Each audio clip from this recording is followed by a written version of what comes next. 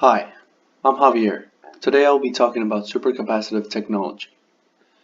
More specifically, what a supercapacitor is and how it relates to electromagnetics.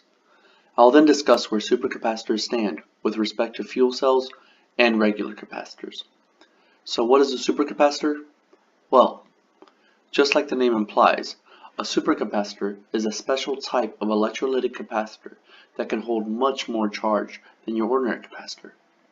Officially, it is referred to as an electrochemical double-layer capacitor. Now that keyword double layer is very important, as you'll find out later.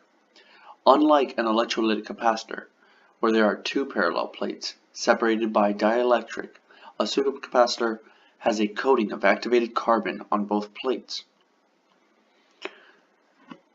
The supercapacitor contains an aqueous electrolytic solution in between the plates, so when a voltage is applied to the supercapacitor, the ions in the solution are drawn into the cavities of the porous carbon material. This diagram compares the capacitors.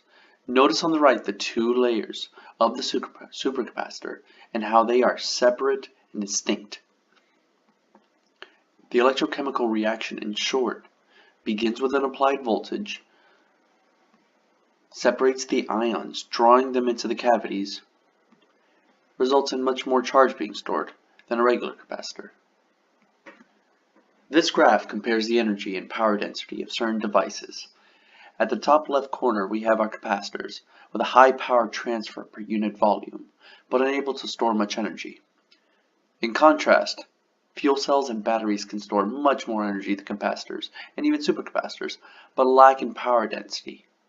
Supercapacitors bridge the gap between batteries and capacitors by storing much more charge than a regular capacitor and are able to release it at faster rates than batteries.